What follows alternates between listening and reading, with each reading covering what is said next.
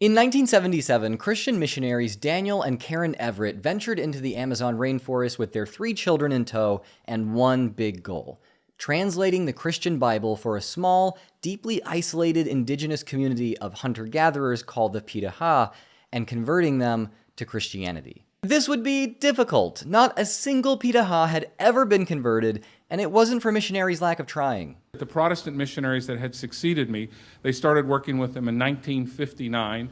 The first team with Wycliffe Bible Translators, which was the mission I was with, worked from 1959 to 1967. The next team worked from 1967 to 1976, and then I came in 1977. And they had had absolutely no results whatsoever. I read also the account of the first Catholic missionaries that worked with them in 1784, which abandoned them after just a couple of years as the most recalcitrant people they had ever encountered in the entire Amazon. No Westerner had ever managed to learn the notoriously difficult Piraha language, which, in addition to developing in isolation from the rest of the world, is also tonal, meaning the pitch of a word can impact its meaning. Daniel believed God had called him to the Piraha, though, so he was totally confident that he would be able to meet the challenge and give them the greatest gift anyone could ever offer: the saving message of the gospel. I was going to tell them about the fact that they don't need to fear death, that they're going to go to heaven after they die, and contribute my life in exchange for their happiness. Everett describes the Piraha as a peaceful, non-hierarchical community of hunter-foragers who take survival on a day-to-day basis. They share resources freely, keep few personal possessions, and, by choice, don't even store food or build complex shelters. He estimates that they spend about 15 hours a week working. That sounds nice. They live simply, but don't suffer from this way of life at all, according to Everett. He said that in the 7 years he lived with them, he doesn't think he ever saw a Piraha adult miss a shot with their bow while hunting. Not once. They are apparently so incredibly skilled, and the land they live on so rich, that they don't see a point in working more than they do, and would rather just spend time hanging out and joking around with their friends. And as soon as Daniel began living with them, they apparently started joking around with him too. Later that day, when I was putting mustard that I had brought from the city on a bologna sandwich, you can see I was adapting very slowly, a woman came up behind me and she said, "Look, Dan's eating bird shit." And I looked at the mustard and listened to the sound, and I could see where she got that impression. As Everett learned their language, he began realizing how unique it really is. They don't have specialized words for greetings, colors, or numbers. That's a little bit hard to fathom for me. Piraha discourse centers around asking for and giving information in structurally straightforward sentences. Their language developed to convey direct and literal knowledge, and therefore lacks words to describe many abstract concepts. Their grammatical structure excludes past and future tenses, which Everett says is compatible with their cultural focus on the day-to-day. And while they enjoy storytelling, the Piraha don't engage with fictional narratives. They place such importance on experience and evidence that to even make a claim in the Piraha language, one must include a citation within the grammar of the sentence. Well, Piraha, like many American Indian languages, has a very complex verbal system. So Piraha has 16 different suffixes that can go at the end of a verb. That gives 2 to the 16th power possible verb forms, and that's a lot. That's more than 40. And of those things, 3 suffixes are very important, and those tell you how you got your evidence. So every verb has to have on it the source of the evidence. Did you hear about it? Did you see it with your own eyes? Or did you deduce it from the local evidence? So if I say, did John go fishing? They can say, John went fishing, I, which means I heard that he did. Or they can say, John went fishing, sibiga, and that means I deduced that he did. Or they can say, John went fishing, and that means I saw it, he went. In some respects, they're the ultimate empiricists. Yeah, you can probably see where this is going. How exactly do you share the gospel, which is predicated on abstract concepts like sin and inherited guilt and penal substitutionary atonement, if the people listening don't care about abstractions? How do you even tell them the story of the supposed death and resurrection of Jesus 2,000 years ago, as written anonymously in an ancient language which only made it to you through a chain of endless translation and copying, if you have to give clear and direct citations for everything you say? Well, when Daniel gained enough Piraha language skills to try, things didn't work out the way he wanted. When you show them these things and you tell them what you believe, they believe you've got some reason for saying it. So they came around and a group of men at this other village said, Dan, so tell us a little bit more about Jesus. Is he brown like us, or is he white like you? And how tall is he? And what sorts of things does he know how to do? Does he like to hunt and fish and stuff, or what does he do? And I said, well, I don't know what color he is. I never saw him. You never saw him? No. Well, your dad saw him then, because you can give information that was told to you by somebody who was alive at the time. And I said, no, my dad never saw him. They said, well, who saw him? And I said, well, they're all dead. It was a long time ago. Why are you telling us about this guy? If you never saw him and you don't know anyone who ever saw him, and those are the two basic forms of evidence for the Piraha, why would you tell us about him? We don't want to hear about this. So then I translated and I paid a Piraha to repeat after me on the tape to the Gospel of Mark. So I did translate the Gospel of Mark.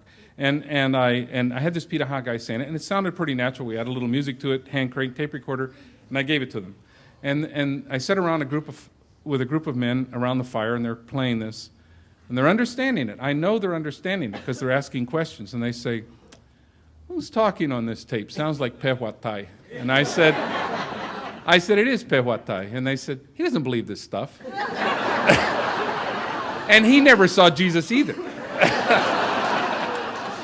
So that was the end of it. But You might have noticed a familiar name on the podium in some of these clips. It's the Freedom from Religion Foundation. Daniel Everett spoke at the FFRF National Convention back in 2009, and I'm fortunate to be able to use video of his talk here thanks to FFRF. And you know who's speaking at the FFRF National Convention in 2026? Me. This year's convention is October 16th through the 18th at the Baird Center in Milwaukee, Wisconsin. I know it's still a few months away, but this is a big opportunity for me, and I'm just too excited not to share this. If you're somehow not aware yet, the Freedom from Religion Foundation is a national church-state watchdog which protects Americans from unconstitutional religious privileging. They defend our rights to the freedom of and from religion always. Right now, that especially means fighting the pervasive threat of Christian nationalism. We need nonprofits like them now more than ever. I became a member back in 2018 when I attended my very first FFRF conference, and I've remained a member ever since because they so consistently stand up for human rights and fight religious overreach in our government. Go become a member right now and support their expert legal team. The link is in the description and pinned comment. Thank you very much for sponsoring this video, FFRF. Reading your regular newsletter as a member gives me a lot of hope, and a lot of us need that right now. So y'all go click the link below and become a member too. They definitely deserve it. All right, so Everett found that not only would they ignore him when he talked about Jesus, but the Piraha didn't have a creation story or a concept of God. They're just like me for real. These things were not relevant to immediate experience and couldn't be empirically evidenced, so they weren't of any use. The Piraha didn't ignore the spiritual realm entirely, though. They actually reported encountering spirits taking natural forms, like that of a jaguar or a tree or a shape-shifting dolphin sometimes, but these were things they thought they had actually directly experienced. Now, maybe a little bit of a hot take here. I actually think that a claim of encountering a shape-shifting dolphin is less grandiose than a claim of encountering God, the creator of the universe, the supreme being. Because if you encounter a dolphin, which you perceive to be shape-shifting, and describe it as such, I can at least believe that that is an experience that you can have, that you are capable of reporting, right? Now, if you have an encounter with a burning bush, or a disembodied voice, or a thing in a dream, and you claim that that was God, the creator of the universe, the supreme being, how am I to believe you when the thing that you're reporting to have seen, God, has a nature which is like definitionally completely beyond your own understanding? So yeah, I'd be more likely to believe the shape-shifting dolphin thing. Everett's inability to provide the level of evidence which the Piraha needed to believe the gospel story sparked some doubts in Everett himself, but he still didn't give up trying to evangelize. He knew that people don't just accept Jesus because they believe he really died and really resurrected. They accept Jesus because they feel lost. They're lonely, depressed, they fear death, they want moral guidance, they want to see the world get better. Unfortunately, for Everett's mission, that is, the Piraha were far from lost, broken, or immoral. I realize they don't have a word for worry. They don't have any concept of depression. And they treat people very well. If someone does have any sort of handicap, and the only ones I'm aware of are physical, they take very good care of them. When people get old, they feed them. I remember this one guy, he was too old to get around. He couldn't hunt. I said, does it bother you to give him food? I mean, he's not doing anything. And they said, when I was a little boy, he put food in my mouth and took care of me. And now he's an old man and I take care of him. They didn't store up food. They know how to smoke meat and they know how to salt meat, but they almost never do that. When they bring in meat, they give it away to everyone. And I said, don't you want to keep meat for tomorrow? He said, I keep my meat in my brother's belly. That's where I keep what I have. I store it with my friends.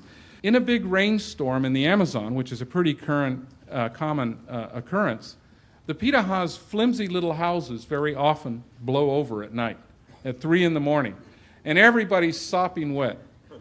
And what do you hear from them when this happens? Everybody's laughing. They think it's the funniest thing that ever happened. My house blew over. And so what do? They move into somebody else's house. In 2007, I took a team of people from Massachusetts Institute of Technology, Brain and Cognitive Sciences.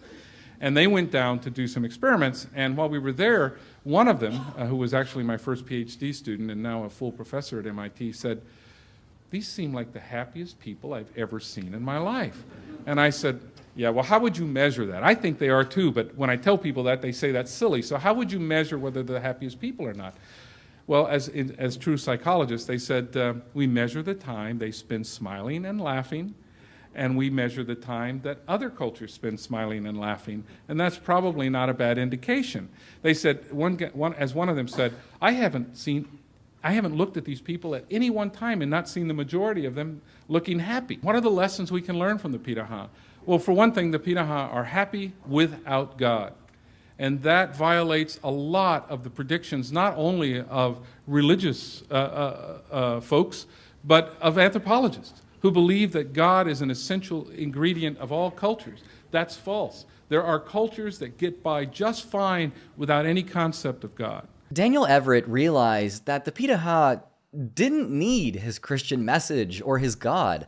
He said publicly that they're far from perfect and that they would say as much themselves, but that they already possess all the virtues which Western religious people aspire to, but with none of the baggage of guilt or fear of hell. By the mid-1980s, Everett's doubts culminated into an epistemological crisis, and he realized that he was an atheist.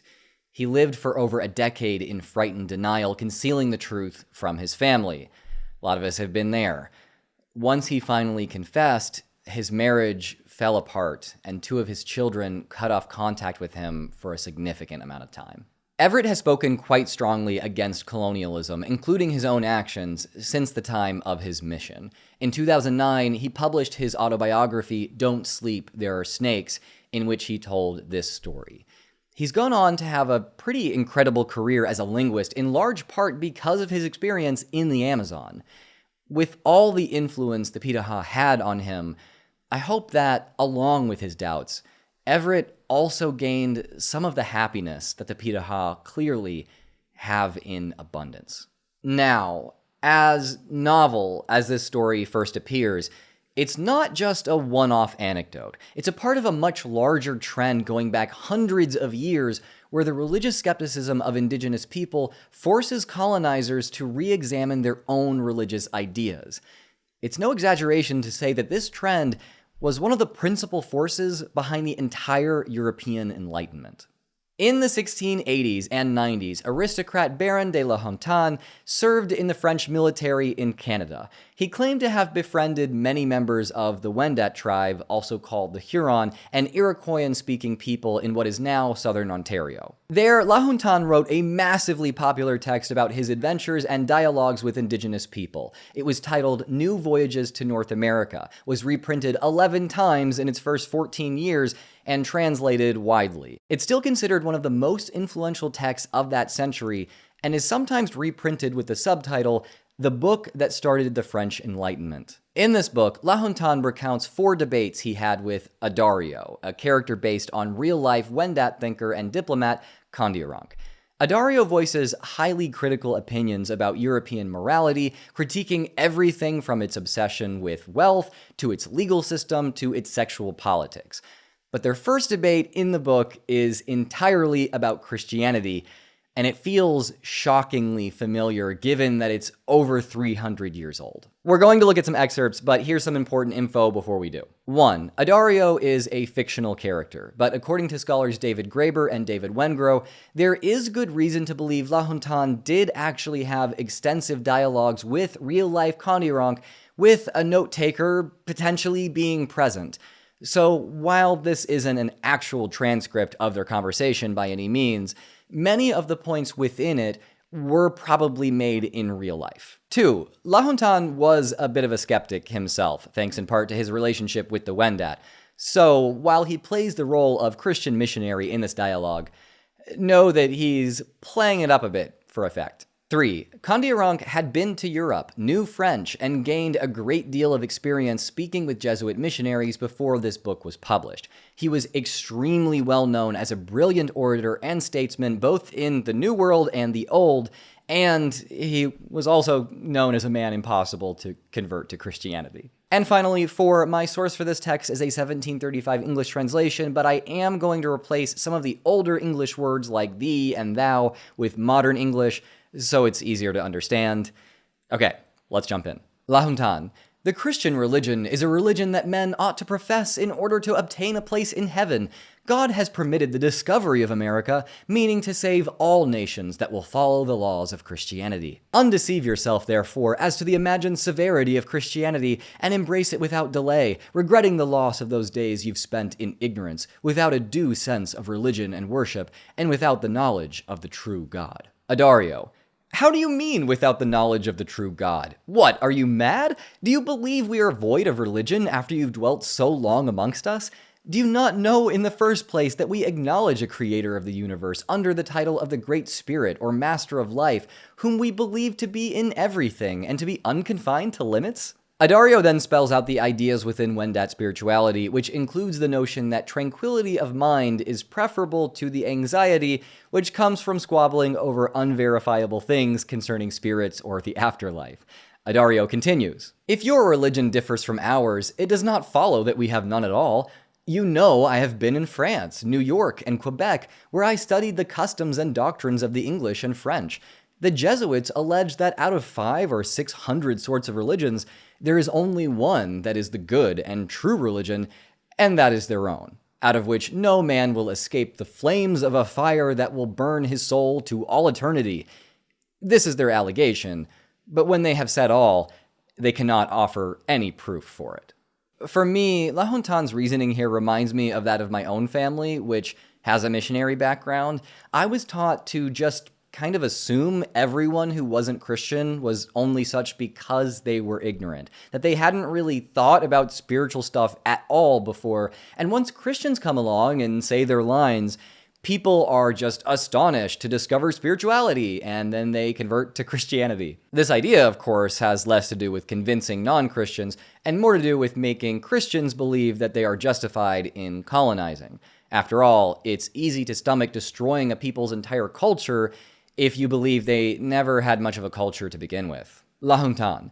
They have a great deal of reason, Addario, to assert that there are bad souls, for without straggling far for a proof, they need only to give yours for an instance. He that is unacquainted with the truths of the Christian religion is not capable of receiving a proof. How many times have you heard that, atheists out there? Oh my God. All that you have offered in your own defense is prodigious madness. The country of souls, by that he means the Wendat afterlife, that you speak of is only a chimerical hunting ground, whereas our holy scriptures inform us of a paradise seated above the remotest stars, where God does actually reside, being encircled with glory and the souls of all the faithful Christians. The same very scriptures make mention of a hell, which we take to be situated in the center of the earth, and in which the souls of all such as reject Christianity, as well as those of bad Christians, will burn forever without consumption. This is a truth that you ought to think of. Adario. These holy scriptures that you and the Jesuits quote require that mighty faith which the good fathers are always teasing us with. This can be nothing but a persuasion. To believe means no more than to be persuaded of a thing, and to be persuaded or convinced is to see a thing with one's eyes, or to have it recommended by clear and solid truths. Now, how can I have that faith, since you can neither prove a tittle of what you say, nor show it to me before my eyes? What grounds do you have for the destiny of the good souls who are with the Great Spirit above the stars, or the fate of the bad ones that shall burn forever in the center of the earth? You can do nothing but charge God with tyranny if you believe that he created even one single man with intent to render him eternally miserable amidst the flames in the center of the earth. Okay, how many times have you heard this back and forth?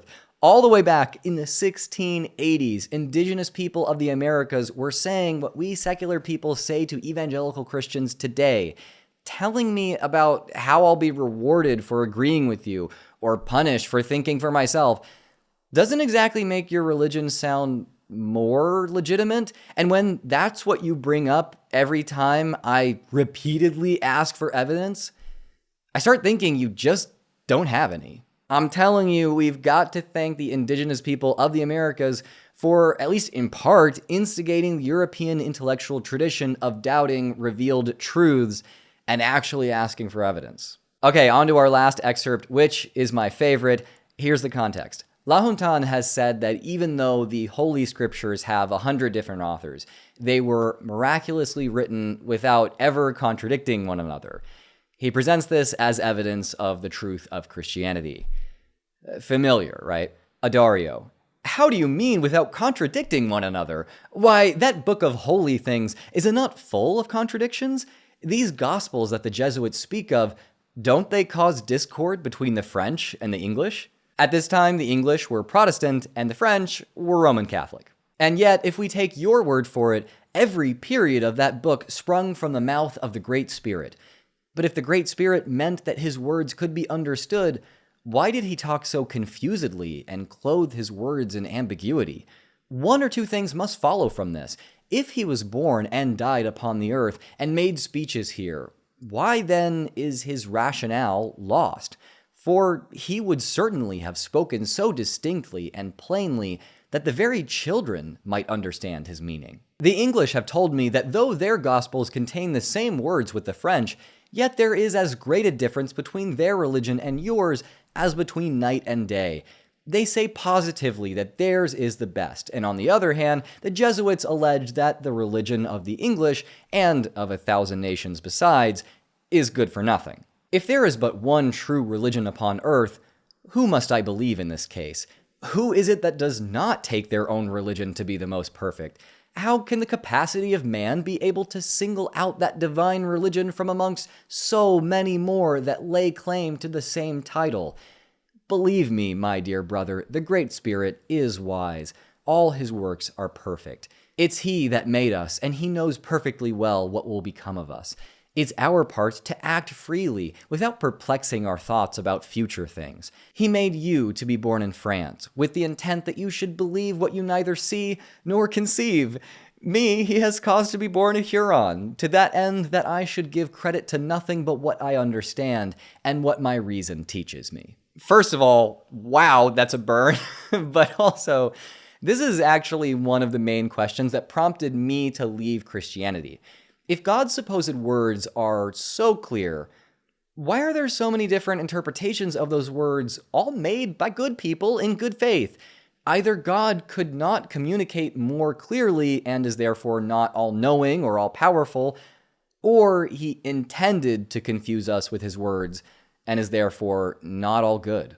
Or maybe his supposed words are actually just the words of men, like everything else that's ever been written in history. La Hontan starts to get pretty mad about halfway through this dialogue, maybe because Addario patronizingly reassured him that it's okay for the French to be Christians and believe in things without evidence if they want.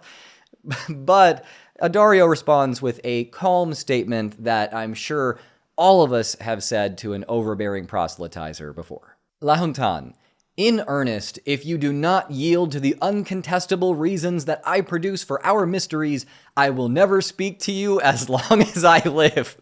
Addario, ha, my brother, do not trouble yourself. I do not intend to provoke you by offering my reasons. I do not hinder you from believing in the Gospels.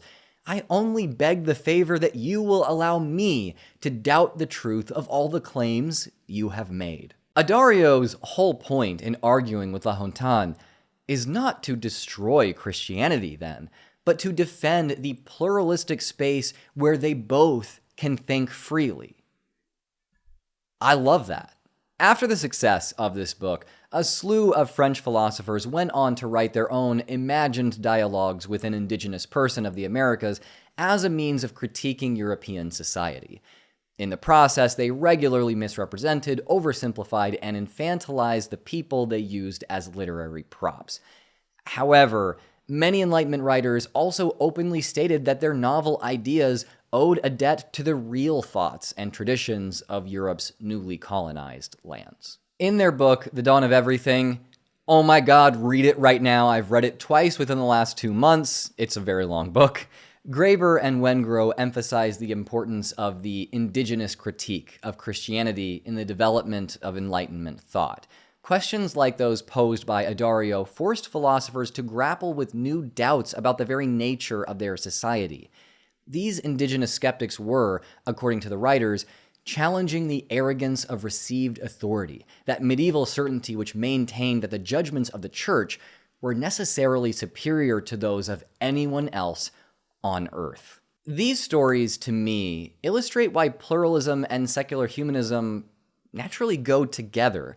Secular rationalism and concepts of religious freedom re-emerged in Europe, which had been an authoritarian Christian backwater for centuries, only after Europeans encountered ideological challenges in other parts of the world. Y'all probably already know I am not a fan of the new atheist guys like Hitchens, Harris, and Dawkins, and that is in part because I see them as having a colonizer mentality. They think they have the right way of thinking, atheistic liberalism, and so they support basically any means of propagating their ideology, even if it means destroying other cultures and the people of those cultures. This often means they align with the aims of evangelical Christian colonizers. When Hitchens was alive, he was a huge supporter of the so-called War on Terror, citing the inferiority of others' religious ideas as justification. In this, he literally sided with the evangelical Christians of the Bush administration and acted like a Christian colonizer. Today, Sam Harris advocates for Israel's genocide in Gaza and in the West Bank, just as he supported the US War on Terror alongside Hitchens. This puts him in the same camp as Christian colonizers too. Dawkins' primary targets today seem to be trans people and indigenous communities. I have a whole video about his transphobia, so go check that out.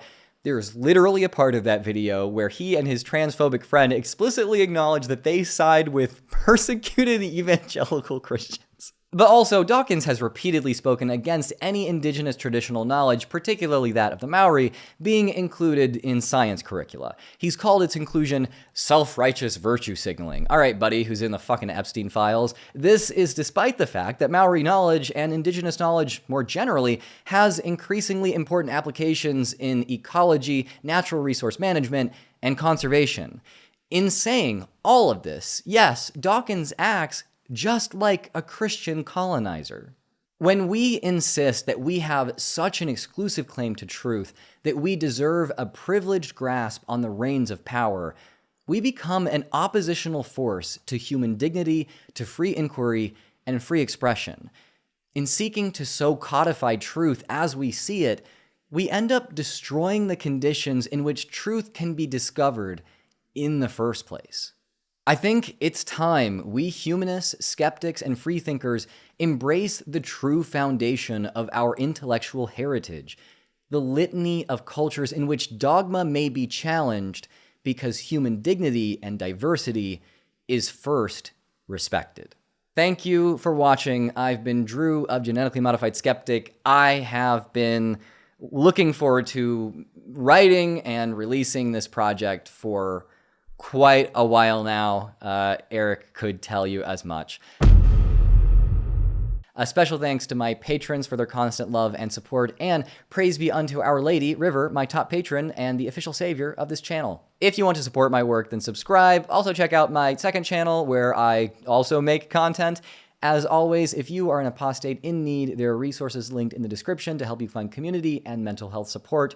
Remember to be kind to others in the comments, and until next time, stay skeptical.